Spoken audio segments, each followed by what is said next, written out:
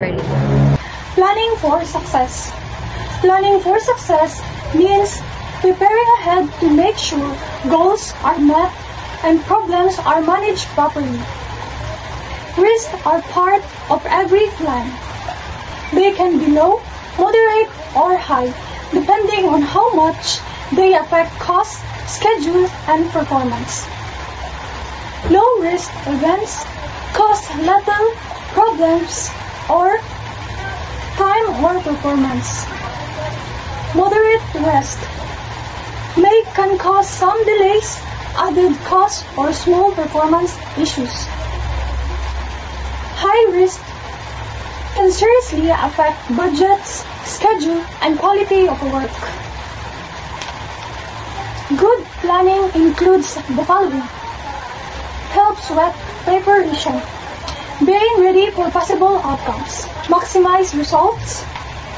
Getting the best outcomes with fewer problems. Helps evaluation. Check what worked well and what needs to be improved. The knowledge area.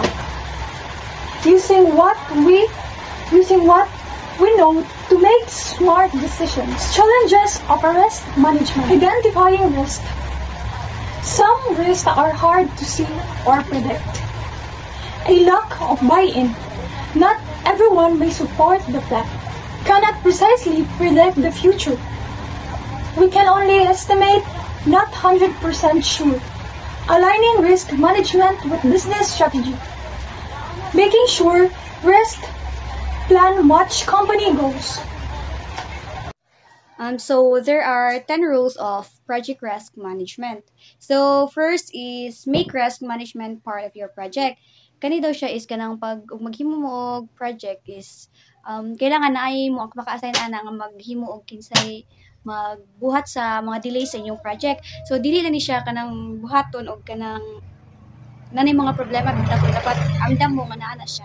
So second is identify risk early in your project. So kani siya is kanang sa yung project is mangita mo kanang mga ilhanan bitaw nga kanang possible nga makahimo mo og kanang problema sa inyong project. So dili mo ginamalik no nga kanang nay problema inyong mga project. So dapat inyo na siyang kanang makabalo na mo siya bitawon sa inyong buhaton ana para dili na mo kanang madugay pa ang inyong project. So third is communicate about risk. So kani siya is kanang sa inyong project is kanang dapat makabalo bitaw ang tanan nga kanang usaon paghimo sa inyong mga risk management.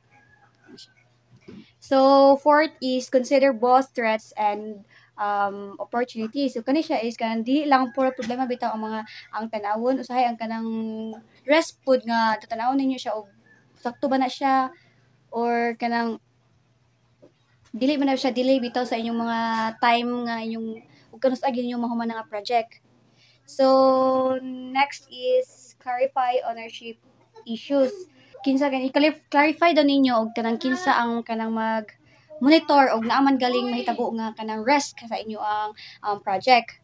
6 is prioritize risk. Kani siya is kanang mas pilian na ninyo og kanang mas iunahon na ninyo ang mga kanang ma-delay ba siya bitaw sa inyong mga project. Mas unahon pa ninyo siya bitaw nga. So 7 is analyze risk.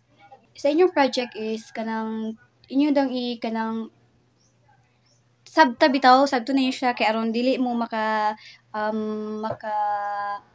dili mo makahimo sa inyong project og mga delayed bitaw yung siyang i-analyze bitaw daan. So 8 is plan and implement risk response. Kaya siya is mag-make daw mga plano ug unsaon kanang paglikay sa inyong mga delayed sa inyong ang project management. 9 is register project risk. Kuan na siya kanang mga inyong record ang inyong mga risk sa usa ka document para kanang ma-monitor po ninyo og mga kabalo bitaw mo ug unsa inyong mga na risk management. So last is track risk and associated tasks.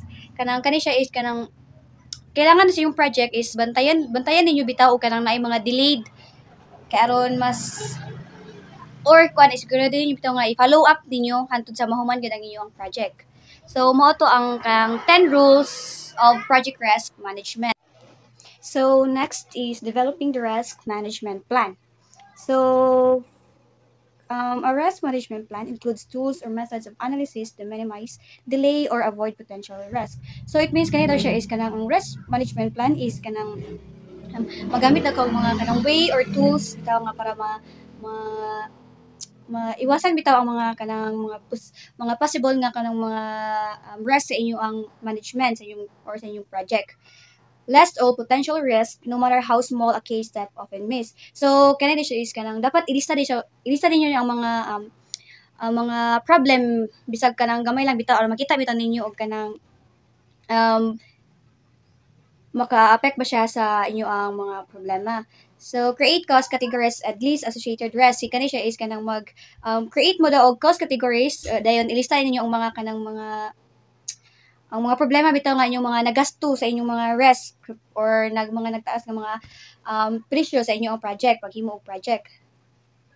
Consider risk in marketing and sales from product development to closing the sale. Kaya daw siya is kanang kuan mo kanang i-consider ninyo ang mga problema sa inyong risk sa from sa inyong pagsugod hantod sa kanang mag-end na bitaw inyong project. So, mo na siya.